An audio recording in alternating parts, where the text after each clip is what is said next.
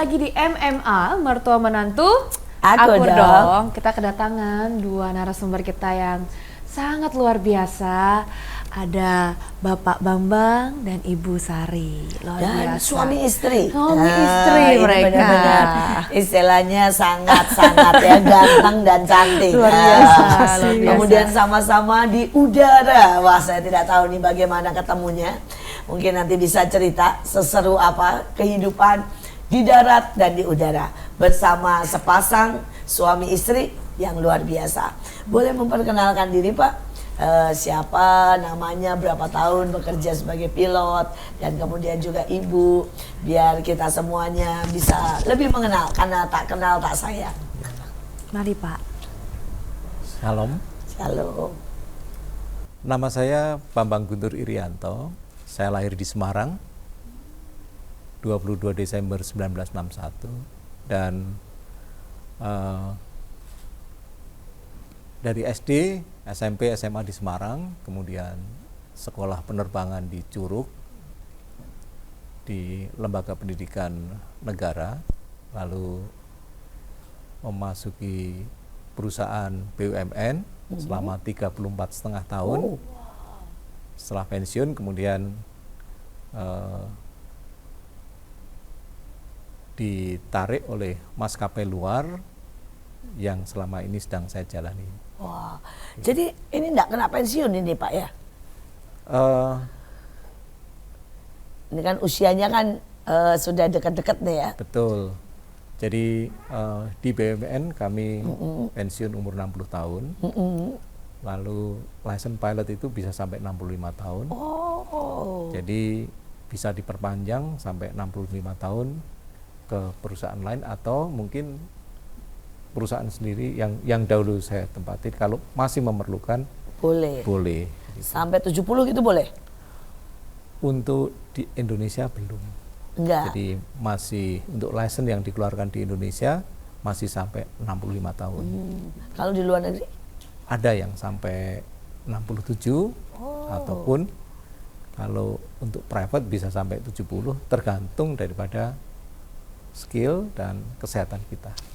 Luar biasa, luar biasa. Nah, sekarang bagaimana dengan Ibu nih? Shalom, saya Sari. Usia saya sekarang 55 tahun. Saya sudah pensiun. Saya mengambil pensiun dini tahun 1998. Saya mengambil pensiun dini setelah bekerja 11 tahun di maskapai nasional. Gitu Ibu. Nah, terus sekarang kita lebih lagi nih.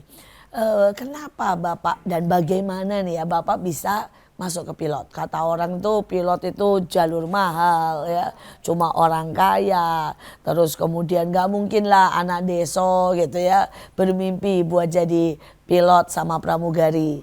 Demikian juga Ibu, kita mau nanya nih.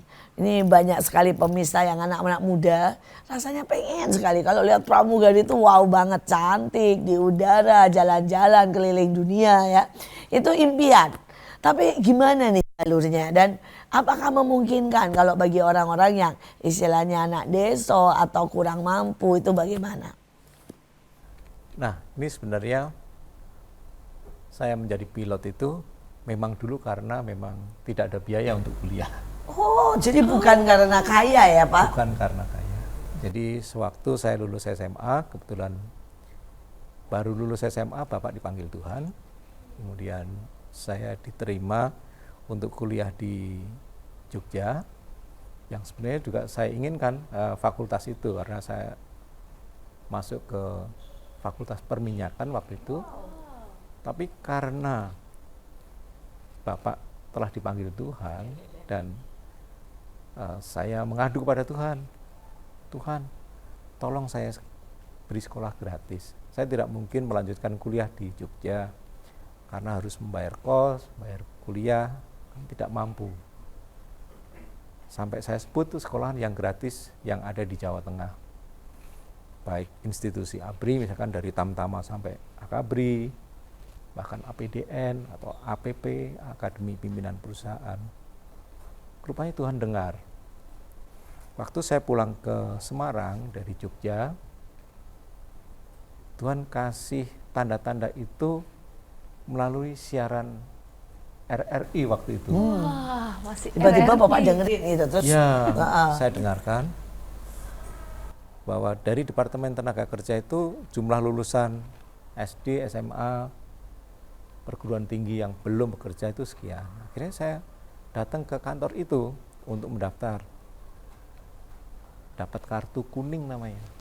Kartu apa itu? Kartu kuning itu semacam registrasi kita ke Departemen Tenaga Kerja bahwa tercatat sebagai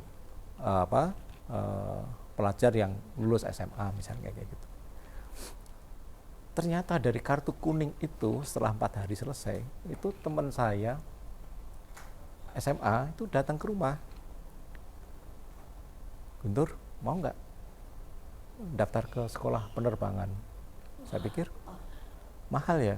Enggak kok, pendaftaran cuma 1.000. Rp1.000? Rp1.000. Waduh, ini mukjizat yang Mukjizat. dahsyat Betul ini. sekali. Jadi waktu itu hari Jumat saya baru selesai ngambil kartu kuning yang sudah 4 hari. Teman saya datang sore ngasih tahu bahwa besok ada pendaftaran terakhir hari Sabtu. Hanya harus punya kartu kuning. Pas. Kamu Bisa punya nggak? kebetulan Ya. sekali ya. Kamu punya kartu kuning nggak? Saya tunjukkanlah kartu kuning yang baru saya ambil dari Departemen Tenaga Kerja itu. Ini, kok iya? Loh kok kamu bisa dapat? Ya saya udah ngurus 5 hari yang lalu. Jadi itu seperti Semua Jalan pas, Tuhan. pas gitu Tuhan. ya. Tuhan sendiri itu Tuhan jalan sendiri yang Tuhan. memberikan.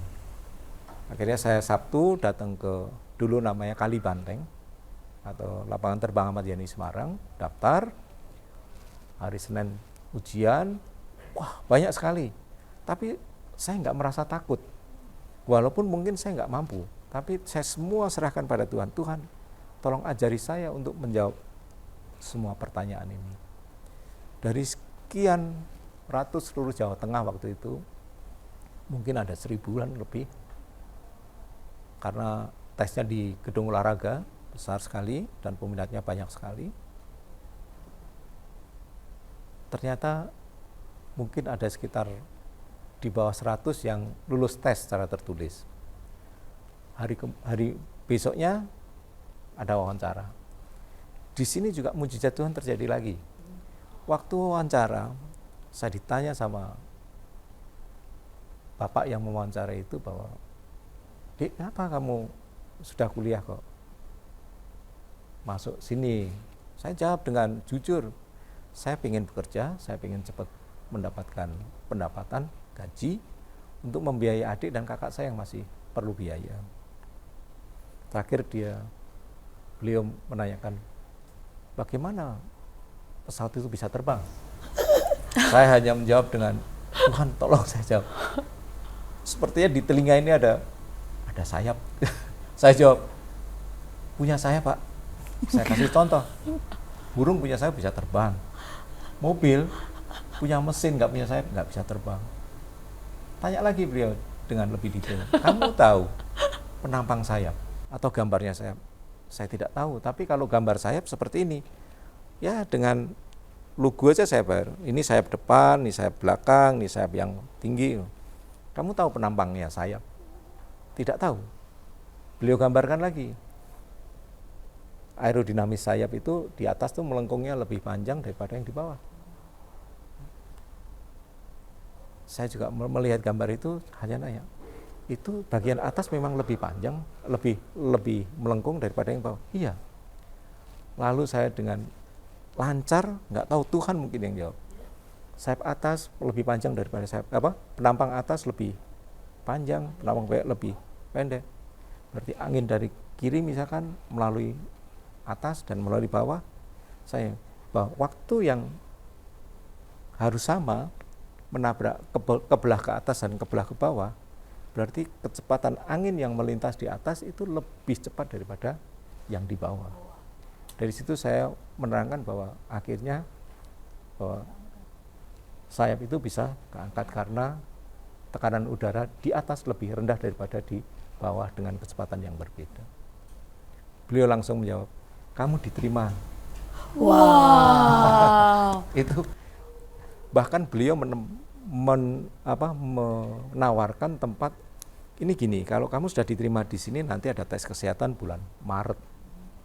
Kamu mau tinggal di Semarang atau di Jakarta karena tesnya di Jakarta.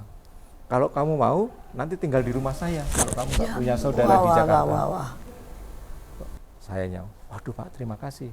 Saya punya kakak di Jakarta, saya bisa tinggal di sana. Oh iya bisa, tahu alamatnya? Tahu. Akhirnya saya kasih alamatnya dan ternyata setelah saya tinggal di Jakarta itu betul bahwa tes kesehatannya lebih cepat daripada yang masih tinggal di Semarang. Gitu. Akhirnya proses selanjutnya lebih luar biasa.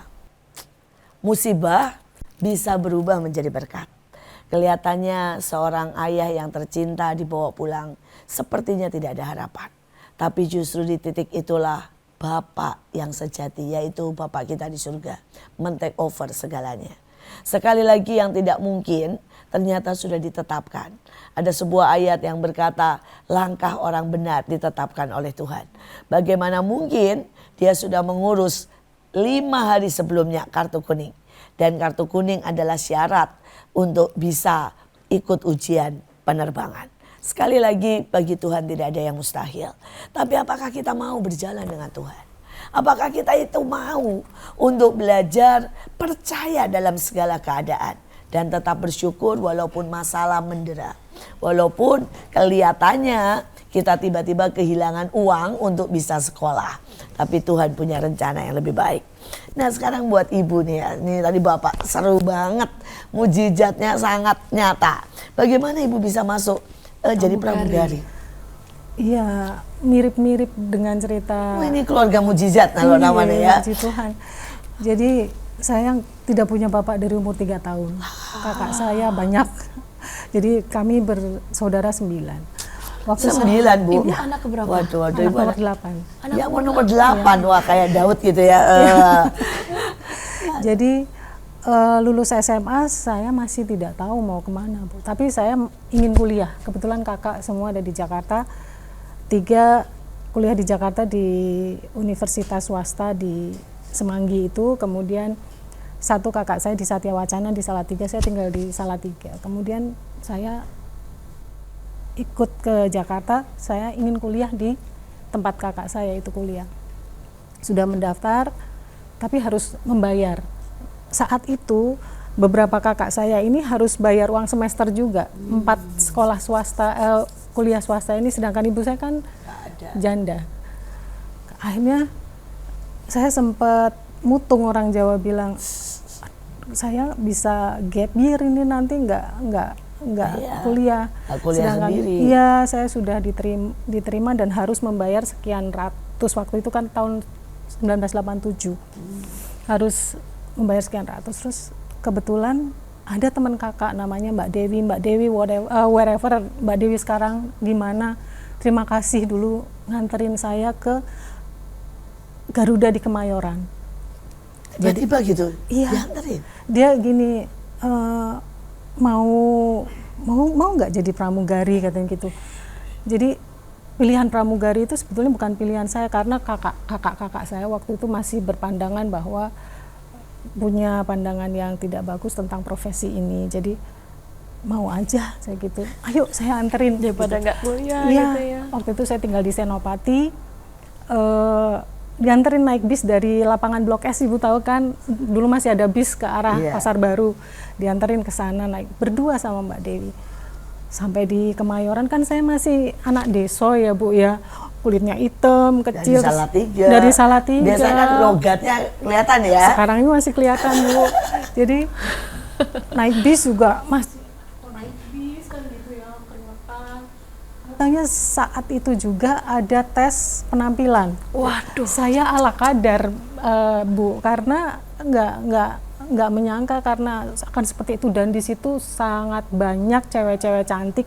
Ibu tahu kan cewek-cewek Jakarta, cewek-cewek Bandung itu kan tinggi putih. Saya dari desa, dari Salatiga, berminyak-minyak. Ya. Ternyata saat itu juga Mbak Dewi yang mengantar itu mendaftarkan. Dia bilang pede aja katanya gitu kan. Iya Mbak. Itu tuh banyak banget Ibu, banyak sekali. Itu Jadi sistem Bapak berapa tadi? 1.000 yang diterima ujungnya cuma 8. Oh ini Ibu berapa? Jauh banyak juga. banyak. Saya kan nggak mungkin ngitung ya. Iya. Itu banyak sekali, penuh itu, dan cantik-cantik, dan mereka full Oke lah, full full ya, make up. ya anak Jakarta. Ternyata itu juga sistem gugur. Pada saat itu saya lupa tepatnya, tapi hanya diambil kalau nggak salah hanya 10. Saya masuk, puji Tuhan. Apa alasannya? Tidak tahu. Mungkin mereka memilih yang masih genuine gitu mungkin ya. Jadi mungkin yang apa adanya gitu. Padahal saya ngerasa saya keringetan, saya nggak pakai bedak. 10 diterima. Kemudian diminta untuk datang besoknya lagi untuk tes macam-macam, dan itu sistem gugur sampai, kalau nggak salah sampai sebulan itu. Hampir setiap hari saya ke Kemayoran untuk ketemu lagi dari tim lain, dari luar dicampur Jawa. lagi dari Iya, 10 dari 10 campur. itu. Kemudian ada lagi dari itu tes lagi, saya masuk lagi. Akhirnya yang saya ingat, saya ketemu dengan satu anak Magelang juga. Itu akhirnya kami tinggal bertiga masuk ke Pusdiklat, kumpul dengan calon-calon itu dari berbagai provinsi, ya, dari daerah. Dan akhirnya kami, dan puji Tuhan lagi pada saat itu mungkin perusahaan nasional itu sedang sangat membutuhkan, jadi yang harusnya panjang pendidikannya ini menjadi hanya 3 bulan, jadi crash 3 program. bulan? Iya. Wow. Crash program, dan itu memang dimampatkan, kami bekerja keras, belajar dari satu jenis pesawat ke jenis pesawat, macam-macam. Kami kan diajarin dari technical dari pesawat itu sendiri, dari waktu itu Fokker, DC-9, Airbus, kemudian langsung kalau nggak salah 747. Jadi kami langsung punya 4 license selama 3 bulan itu kami belajar banyak, Bu. Belajar dari manner pasti, kemudian poise and grace, bagaimana berdandan, kemudian semacam John Robert Power. Wah, padahal biasanya harus bayar mahal loh Bu itu. Tapi bukan dari John Robert Power, tapi Iya, tapi banyak ya kan sama aja, yang penting kan ilmunya ya.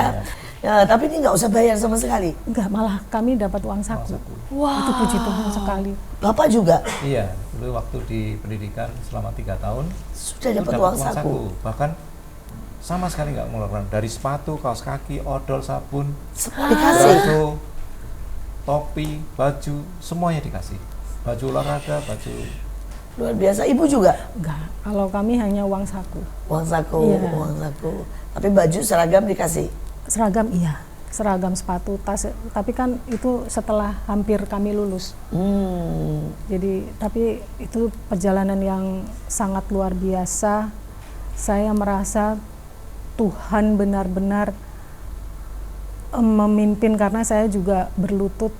Saya nggak mau Tuhan, saya tidak mengerjakan apa-apa selama saya nunggu untuk tahun depan ketika ibu saya punya uang untuk menyekolahkan saya. Jadi begitu saya dinyatakan lulus, dari situ juga puji Tuhan waktu itu saya termasuk yang 10 besar.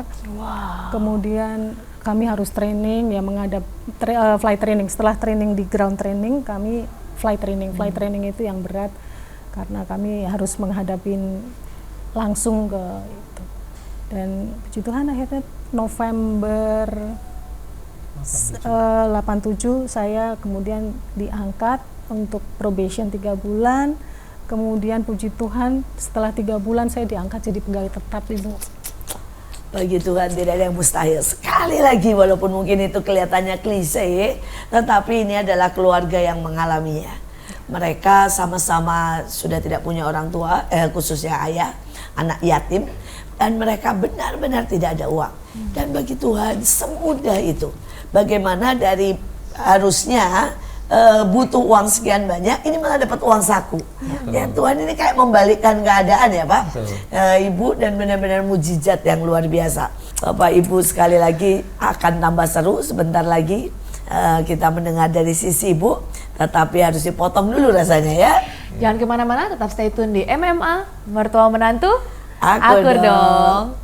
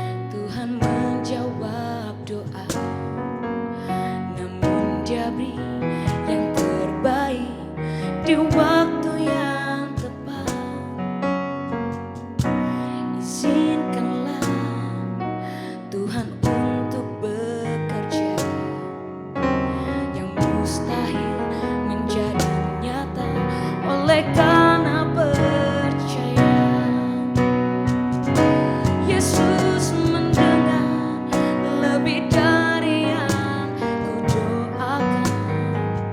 Yesus menjawab lebih dari yang ku harapkan. Dengan caranya di waktu yang tepat, ku kan melihat Dia jadikan semua. Yesus mendengar lebih dari yang ku doakan. Yesus menjawab lebih dari yang ku harapkan. Dengan caranya di waktu yang tepat, ku kan melihat Dia jadikan semua. Ku kan melihat Dia jadikan semua. Ku kan melihat Dia jadikan semua.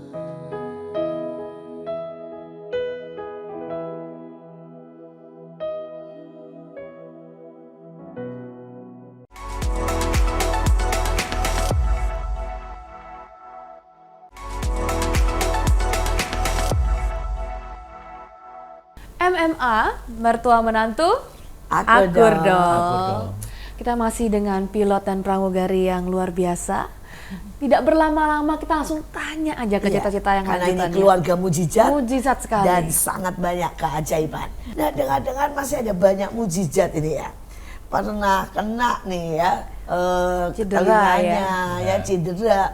Ini bagaimana ceritanya ini? Ajaib-ajaib sekali. Jadi waktu di pendidikan itu memang semi militer.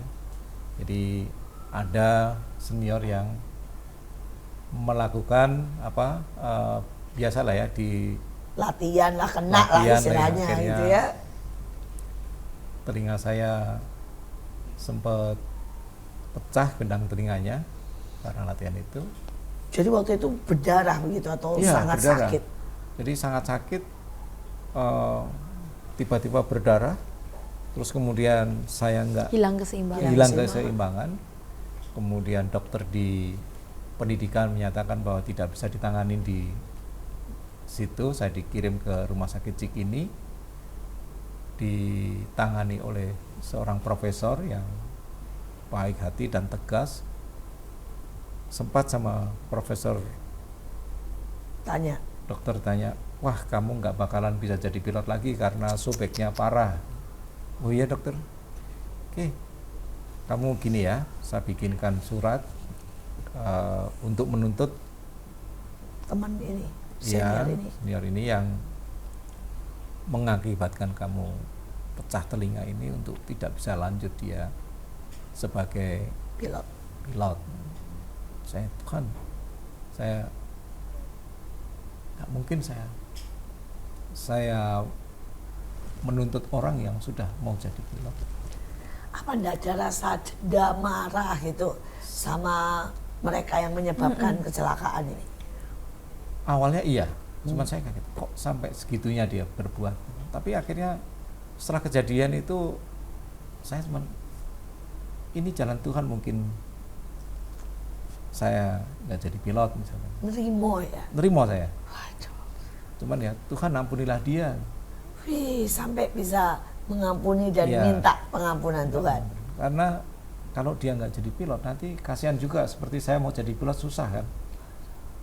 Dia udah jadi, tinggal di wisuda Dikit aja lagi. kok. Tinggal di wisuda aja kok. Masa keluar gara-gara ini Kesalahan. tuntutan saya. Akhirnya beliaunya lulus, terus kemudian saya tetap berobat. Minggu pertama, minggu kedua diperiksa dokter, minggu ketiga jadi dokternya kan, kamu udah tuntut belum? Belum dokter, biarkan saja dia jadi pilot. Saya tetap aja seperti ini, kalau tidak jadi pilot ya nggak apa-apa. Setelah memeriksa telinga kanan kiri saya, dokternya malah bingung sendiri. Kemarin tuh yang pecah yang mana ya? Yang kanan dokter. Loh kok nggak ada bekasnya? Mujizat itu nyata. Masa dokter? Iya, coba nanti dites. Setelah dites di ruangan yang kedap, kemudian dengan pemindai elektronik itu, ternyata sudah baik, sudah sempurna. Wow. Tapi dokter bilang, sekali lagi ya kamu nanti minggu depan ke sini supaya Pasti. kepastiannya dilihat. Yang penting kamu tidak boleh berenang, nggak boleh mandi kemasukan air, nanti ke sini lagi.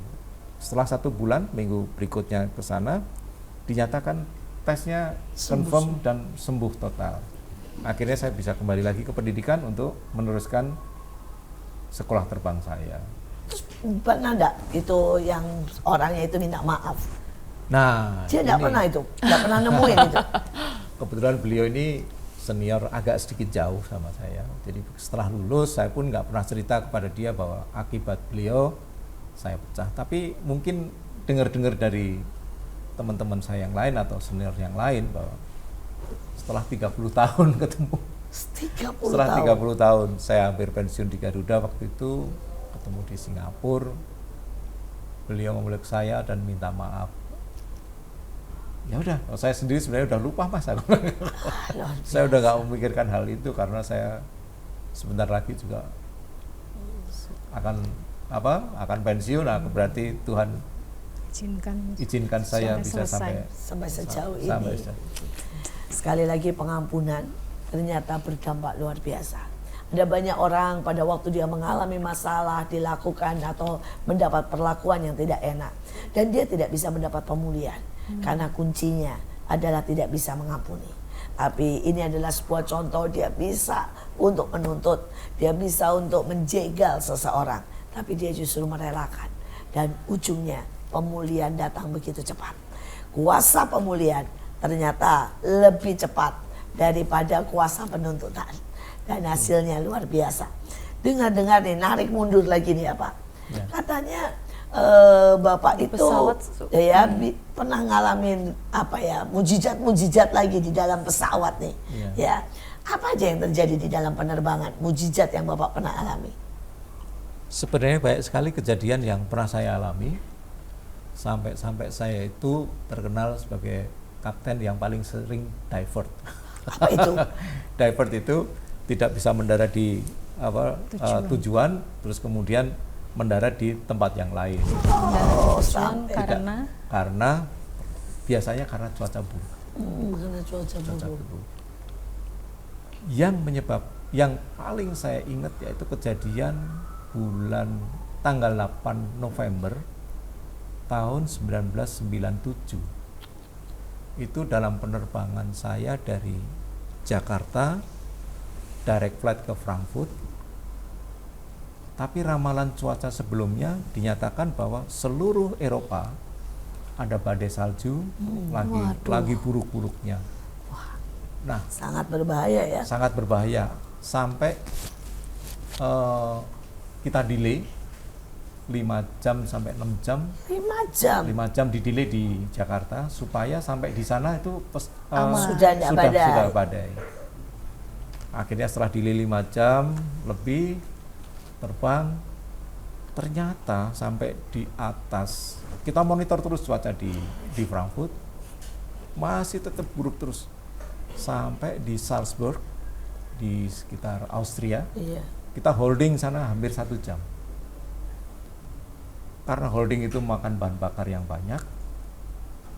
Sedangkan kita kan kalau tidak bisa mendarat di Frankfurt, kita harus cari alternate Yang lain. airport. Gitu. Alternate airport waktu itu di Paris, itu cuacanya masih lebih baik daripada di Frankfurt. Tapi juga tetap masih juga badai sebenarnya ya. Masih. Waktu itu saya masih menjadi co-pilot dan saya sarankan pada kapten, Cap, hanya ada di Paris Charles de Gaulle, visibility-nya masih memungkinkan kita untuk mendarat di sana. Dan fuel kita sudah hampir habis, Cap. Jadi kita sudah harus declare emergency. Jadi pakai Mayday. Begitu kita declare emergency Mayday, langsung ATC memberikan kita direct flight ke Paris. Gitu. ternyata sampai di Paris cuaca juga semakin memburuk. Waduh. Semakin memburuk, sedangkan fuelnya, Fuelnya bensinnya juga sudah menipis kan. Waktu kita diizinkan untuk mendarat di landasan 10 waktu itu runway 10 yang paling selatan di Charles de Gaulle, ternyata ada pesawat yang mau take off tidak bisa, mengganggu kita sehingga kita tidak mungkin mendarat Di 10. di landasan nomor 10 yang ada pesawatnya yang lagi tidak Iya, bisa lagi take mau off. naik. Nah, akhirnya kita miss approach atau go round, naik lagi. Waduh. Nah. Berarti udah mau ini naik lagi. Sudah mau nih. Nah, fuel yang ada, bensin yang ada, itu ada 4 tangki, semuanya udah minimum. Jadi blinking itu tangkinya. Sudah bunyi semua ya. Nah, kurang lebih 900 kilo lah tiap tangki. Padahal kita bawa dari Jakarta tuh 171 ton bahan bakar, itu tinggal 3,6 ton. 3,6 ton tuh untuk Boeing 747 kurang dari 5 menit. Kurang dari, ya kalau karena kita pakai tenaga yang besar untuk, karena kita nggak jadi mendarat, Naik lagi. ATC menanyakan, fuel kamu tinggal berapa? Saya jawabnya hanya kurang dari 10 menit, mungkin 5 menit. Akhirnya ATC itu panik kan, kita dikasih frekuensi khusus, dikasih prioritas untuk lekas mendarat. Karena dikasih prioritas lekas mendarat, padahal kita udah naik ke 4.000 kaki, nah, buru-buru ATC itu Mutar menggait kita untuk cepat landing. Posisi masih dekat bandara, kita disuruh belok untuk cepat-cepat landing, malah kejadiannya ketinggian. Bisa bayangkan ya, ini landasan kita naik ini 4.000 terus Mutar, kemudian harusnya sampai ketinggian. sini kita baru mendarat, ini baru di sini udah disuruh belok. Terbang manual, kita tunjemkan, indikator bensinnya tinggal 0 semuanya. Wah. 0. Jadi Cuma pakai, tangki aduh. 1, tangki 2, tangki 3 itu 0 semua dan total indikasinya 0. Tapi kan ini karena pitch atau sudut pesawatnya yang ditunjemkan. Jadi bensin yang ada mungkin ke depan semua. Setelah 0, saya ingatkan ke Captain, indikatornya udah 0 semuanya. Jadi pitch-nya hati-hati. Pitch-nya itu artinya sudut pendaratannya. Kaptennya kaget juga karena dia konsentrasinya ke menerbangkan pesawat. Sedangkan kita pilot monitoring, monitor semua yang Bensin, ada. iya. Akhirnya kaptennya bikin untuk menghilangkan ketinggian 360 putar Iya. 360 derajat untuk mengurangi ketinggian supaya Bisa turun. sudutnya bisa turun. Begitu sudah mulai normal sudutnya, itu indikasinya saya ingat tinggal 1,2 ton ternyata, 0,4, 0,3 sekian lah, 0,4, 0,3, 0,4, 0,3, jadi 1,2 ton. Aduh, itu pun juga udah cuma berapa second kan gitu kan. Setelah mendarat ternyata benar-benar zero visibility. Jadi kita mendarat itu nggak ngelihat aspal, nggak ngelihat lampu, tapi Tuhan izinkan kita mendarat. Begitu mendarat, nggak bisa keluar dari landasan kan? Karena 0 ya udah. Karena 0, visibility 0. Akhirnya di radar guide sama ATC kita bisa keluar. Wah, ini tuh ikutin tapi gelap nggak? Gelap, nggak kelihatan. Itu bahkan kita nggak boleh taksi dengan speed lebih dari 10 knot.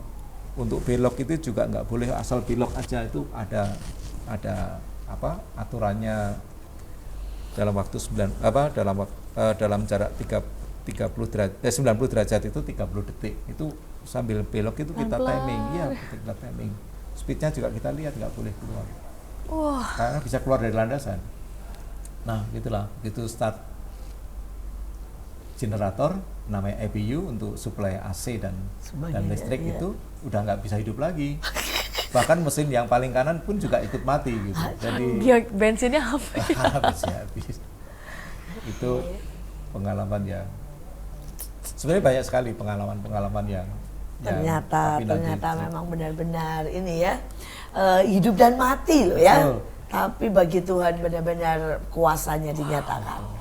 Sempat tuh Bu, waktu nol indikasinya waktu Iya. mau mendarat di runway 10 itu nol. Itu saya udah merasa, Tuhan, apabila engkau manggil kami sekarang, saya siap. Menyerahkan Tapi diri. Tuhan, ampunilah kami semuanya, kami membawa 400 orang lebih, kalau bisa tolong selamatkan kami.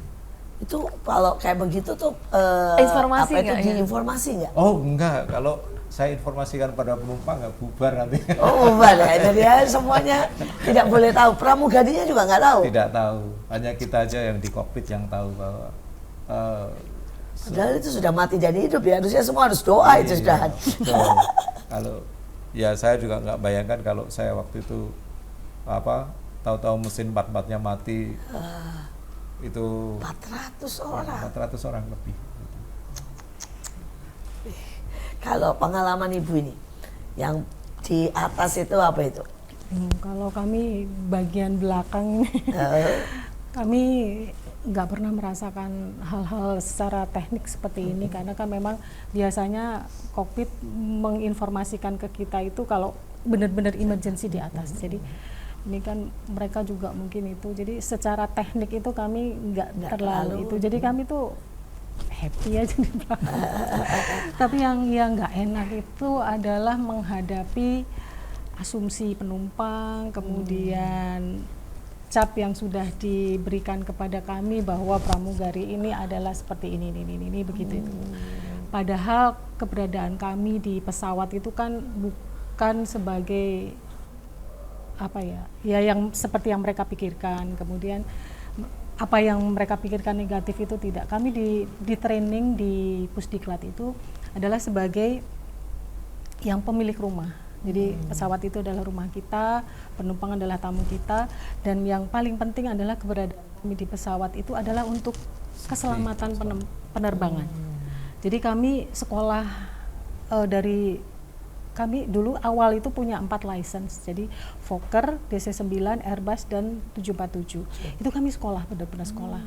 Kami belajar untuk mengerti secara detail pesawat itu, kemudian pintu emergency-nya ada berapa, emergency equipment itu ada di mana saja, kami harus menguasai.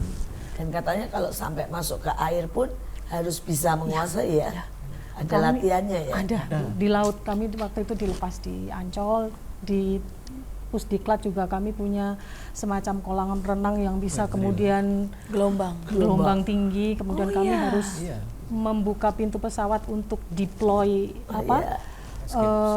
slide-nya, kemudian harus bisa itu life raft-nya. Membawa juga menyelamatkan penumpang-penumpang. Kami diajarkan untuk bisa mengeluarkan penumpang dalam keadaan emergency dalam waktu 9 detik. 9 detik? 90 detik. 90 detik? Iya. Jadi harus keluar dan kami harus yang terakhir. Kalau dari pilotnya juga ada latihan?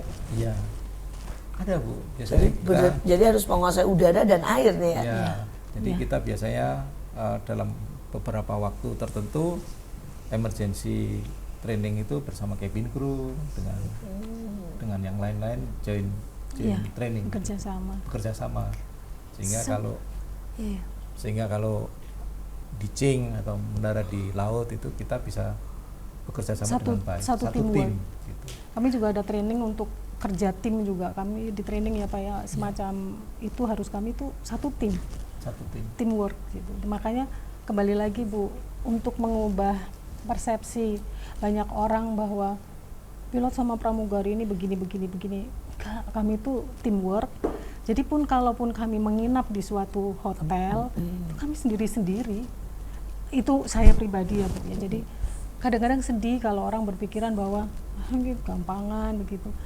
Enggak, kami enggak gitu. Kami itu juga manusia yang bekerja untuk makan, bukan untuk seperti yang dipikirkan. Iya. Dan kemudian melakukan seks bebas dan sebagainya ya. Enggak. Tapi memang kadang-kadang isunya itu kan seperti itu ya, terlalu banyak yang negatif. Tapi saya percaya ini adalah bukti bahwa sebuah keluarga yang melayani Tuhan dan manusia lewat sebagai pilot dan sebagai pramugari. Kita ada di ujung daripada acara kita Dan saya minta sebuah statement atau pesan dari Bapak dan dari Ibu untuk semuanya, supaya semua orang yang di rumah bisa, dan yang mendengarkan anak-anak muda punya semangat untuk bisa mengikuti. Untuk anak-anak atau adik-adikku yang terkasih, kalau mau menjadi pilot, jangan takut. Yang penting pertama, percaya sama Tuhan, minta kepada Tuhan ya, untuk merencanakan segala sesuatunya dengan baik, sehingga kita tidak takut dengan hambatan atau syarat-syarat yang kadang-kadang memberatkan kita. Jadi mintalah kepada Tuhan, pasti Tuhan akan kasih jalan. Kadang-kadang memang waktunya Tuhan tidak sama dengan waktunya kita. Tapi kalau kita selalu mengetuk hati Tuhan, kita selalu dekat dengan Tuhan, pasti Tuhan akan kasih jalan. Memang untuk saat ini menjadi pilot tidak seperti waktu saya dulu. Memang zamannya sudah berbeda, semuanya sudah perkembangan zaman sudah beda. Jadi namun jangan khawatir, masih banyak pendidikan yang bisa kita jangkau melalui misalnya lembaga-lembaga pemerintah, baik itu sipil atau militer, itu bisa menjadi jalan untuk menjadi pilot. Gitu. Jadi jangan khawatir, masih ada jalan. Dan percayalah, masih ada yang gratis, masih ada mujizat. Walaupun kita harus lebih banyak untuk mencarinya. Dari pihak Ibu, pesan terakhir apa nih buat yang mau jadi pramugari? Selalu berpikir positif, bahwa segala sesuatu itu bisa kita capai kalau kita mengandalkan Tuhan. Kemudian dalam suatu pekerjaan itu pasti banyak tantangan di sektor apapun. Yes, betul. Tetaplah jadi diri sendiri. Kemudian untuk di suatu pekerjaan juga pasti akan timbul kebosanan, karena rutinitas seperti itu harus saya berpegang teguh waktu itu, karena bangun pagi, kemudian kita kadang-kadang beda waktu, setiap hari ketemu penumpang, ada titik jenuh di mana saya juga nggak bisa untuk melawan itu ya. Saya pegang satu firman Tuhan bahwa lakukanlah segala sesuatu seperti untuk Tuhan, bukan untuk manusia. Itu yang kemudian saya pegang betul, Tuhan. Saya ini melayani bukan untuk penumpang, tapi saya melayani untuk Tuhan. Jadi saya semangat lagi, Bu. Pesan dari saya, dengarkan Tuhan. Walaupun kelihatannya apa yang Tuhan katakan mustahil, tidak mungkin, dan tidak ada menjadi kenyataan. Karena Dia setia dan jalan-jalannya tak terselami, tapi jalan-jalannya sungguh yang terbaik. Ada kekuatan waktu kita percaya, ada kekuatan waktu kita nerimo. Buat saya, keluarga ini adalah keluarga yang sangat nerimo dan sangat percaya sama Tuhan. Nerimo kalau Tuhan lagi mau bilang kamu sakit dan mungkin kamu bisa gagal jadi pilot. Nerimo kalau misalkan, aduh mana mungkin saya bisa lulus tes pramugari dari semua yang cantik-cantik ini. Nerimo dan percaya sama Tuhan. Ternyata itu juga salah satu kunci dan jalan yang sangat luar biasa. Inilah MMA, mertua menantu, akur dong. Jangan lupa untuk like, komen, dan subscribe YouTube kita Asia Zara, dan stay tune untuk episode-episode selanjutnya. Sampai jumpa.